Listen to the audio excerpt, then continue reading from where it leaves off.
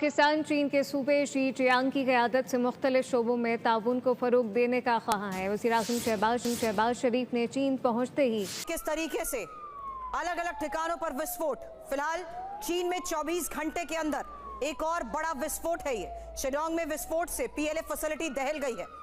कोई नालायक ही होगा जो ये ना समझ सके कि चीन की तरफ से ये इशारा है कि पाकिस्तान के साथ इसके मामलात में कुछ ना कुछ ऐसा है जो इस चीन के शुमाली सूबे शांची में कोयले की कान में होने वाली खौफनाक गैस धमाके के नतीजे में तकरीबन 100 मजदूर हलाक जबकि 9 अफराद ताहाल लापता हैं। इस वक्त का हुकूमत का विजन है वो यही है कि जी IMF से पैसे पकड़ लिए, सऊदीया से पैसे पकड़ लिए, कुछ वक्त और गुजार लिया। हम यहाँ पे अपनी चालाकियों और कभी हम अमेरिका को खुश करते हैं, कभी किसी और को खुश करते हैं। हादसा गुज़िश्ता शाम उस वक्त पेश आया जब कान के अंदर 247 कारकुन मौजूद थे। चीनी सरकारी मीडिया के मुताबिक बेशतर मजदूरों को बाहिफाजत कान से बाहर निकाल लिया गया है, ताहम मुतादिद अफराद जहरीली कार्बन मोनोऑक्साइड गैस से मुतासर हुए। साथियों, बड़ी खबर सामने निकल के आ रही है कि वज़ीर-ए-आज़म शहबाज शरीफ कहीं भी जाते हैं इनके कदम ही अशुभ हैं। देखा जाए तो जैसे ही ये बीजिंग के अंदर पहुंचे वैसे ही खबरें आने लगी कि चीन के अंदर एक के बाद एक ऐसे बड़े बड़े धमाके होने लगे जो आज तक चीन के अंदर कभी ना हुए। अब इसी से साफ तौर पे जाहिर होता है कि कटोरा शरीफ जो कहीं भी जाता है वो अपनी पनौती जरूर लेकर के जाता है साथ ही साथ में, चाहे वो आप देख लें, चाहे वो कोई भी दौरे पे क्यों ना जाते हो, सऊदी अरब जाएं, कतर जाएं या फिर कहीं भी जाएं। अब आप चीन की बात ही देख लीजिए, कैसे चीन के हालात इतने अच्छे होते थे, चीन में कोई धमाका नहीं होता था, लेकिन इसके पहुंचते ही धमाका होना, इससे तो साफ तौर पे यही जाहिर होता है ना कि इसके पैर जो हैं वो चीन के लिए अच्छे नहीं हैं। ये बात तो शायद चाइना के प्रधानमंत्री भी माने। जिस तरह से वहाँ पे ये पहुंचा वैसे ही उसकी आर्थिक हालत भी खराब होने लगी और धमाके भी होने लगे। के सदर शी जिनपिंग ने वाक़ये पर गहरे दुख का इजहार करते हुए जख्मियों को फौरी और बेहतरीन तिब्बी सहूलियात फराहम करने और हादसे की मुकम्मल तहकीकात का हुक्म दिया है। हुकाम ने इब्तदाई कार्रवाई के तौर पर कान कंपनी के एक जिम्मेदार एहलकार को भी तहवील में ले लिया है। वाज़ेह रहे कि शांशी सूबा चीन में कोयले की पैदावार का अहम मरकज समझा जाता है, जहां माजी में भी हिफाजती इंतजामात की कमी के बायस कई बड़े हादसात पेश आ चुके हैं। ईरान के साथ बातचीत हो रही है, पाकिस्तान से होम मिनिस्टर भी ईरान के विजिट पे थे, आज फील्ड मार्शल भी थे, उसके बाद चाइना जाएंगे। कतर का भी कुछ रोल बीच में दिखाई दे रहा है। क्या आपको लग रहा है, क्या डेवलपमेंट हो रही है? आरती जी, ये तो बहुत ही सीक्रेटिव टॉक्स हैं, किसी को कुछ पता चलेगा नहीं कि क्या डेवलपमेंट्स हो रही हैं, मगर मेरा ये मानना है कि इन सब का कोई फ़ायदा नहीं होने वाला। लेकिन मैं पाकिस्तान को बधाइयाँ देता हूँ, पाकिस्तान को ऑल द बेस्ट कहता हूँ। आप ईश्वर करे, आप अल्लाह करे कि सक्सेसफुल हों। दरअसल रॉयटर्स और चीनी सरकारी मीडिया शिन्हुआ के मुताबिक धमाके के वक्त खदान के भीतर करीब 247 मजदूर काम कर रहे थे और कई मजदूरों को बचाने के लिए अभी भी रेस्क्यू ऑपरेशन जारी है। यह हादसा 22 मई की देर रात ल्यूशेन्यू कोल माइन में हुआ। रिपोर्ट्स के मुताबिक खदान में अचानक गैस विस्फोट हुआ, जिसके बाद अंदर अफरा तफरी मच गई। खदान सांगजी तोंगजो ग्रुप के अधीन संचालित की जाती है और सांगजी प्रांत चीन का सबसे बड़ा कोयला उत्पादन वाला इलाका माना जाता है। हादसे के बाद सामने आई तस्वीरों में साफ तौर पर देखा जा सकता है कि बचाव अभियान और राहत कार्य अभी जारी है।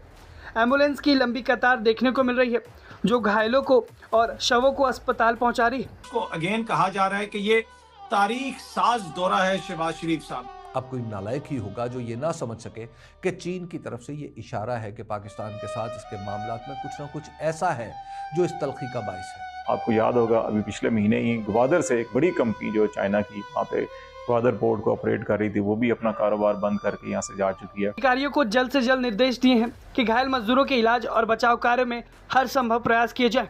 शी जिनपिंग ने हादसे की पूरी जांच और जिम्मेदार लोगों पर सख्त कार्रवाई के भी आदेश दिए।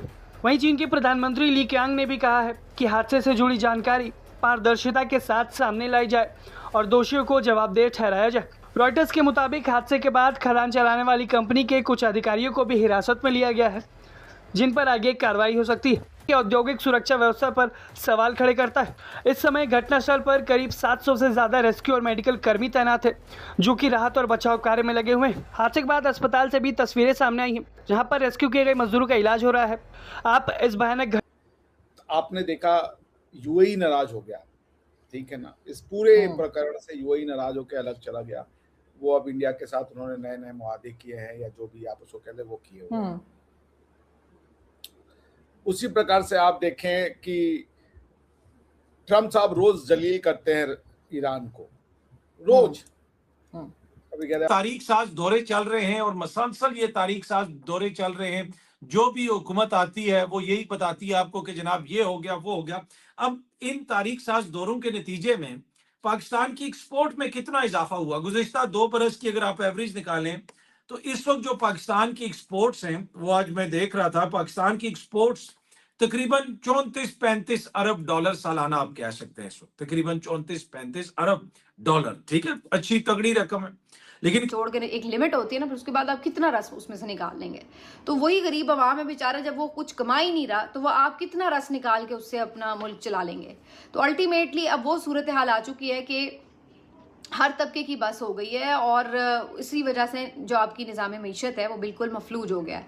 लेकिन आज से 26 साल पहले तकरीबन साल 2000 में पाकिस्तान की जो एक्सपोर्ट थी वो सालाना थी 9 अरब से 10 अरब डॉलर के दरमियान, इसी के अराउंड तकरीबन आप कह सकते हैं।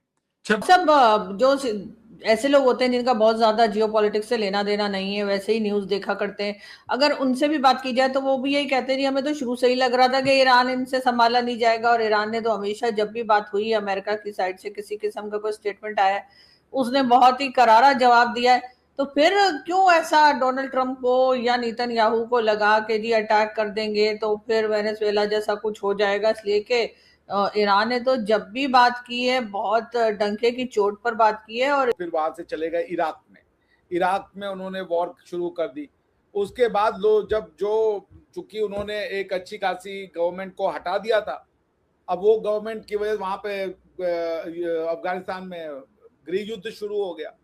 तो लोगों ने उनसे कहा कि भाई तुम जिस पर्पस के लिए गए थे कि उसको इस्लामिक आतंकवाद से तुम छुटकारा दिलाओगे, तो तुमने और फूक दिया। वो तो पूरा का पूरा बैटल ग्राउंड बना हुआ है, वहां पे जो सबसे ज्यादा कट्टर होंगे वो आ जाएंगे पावर में। तो पाकिस्तान ऐसे ऐसे एंटी अमेरिकन पैदा करेगा कि आपके हालात खराब हो जाएंगे। तो उनको वापस आना पड़ा, वो फिर वही बूट्स ऑन ग्राउंड भेजने पड़े उनको। ये बात ईरान में भी यही लगा उनको कि हम हर बार वो गलती करते हैं। सेम ईरान और अफगानिस्तान का पैरेलल ड्रॉ कीजिए आप जाके। साथियों, जैसा कि आप सभी ने देखा किस तरह से कटोरा शरीफ के पहुंचते ही बीजिंग के अंदर इतना बड़ा धमाका होना, हालात बेकाबू हो गए वहां के लोगों के लिए।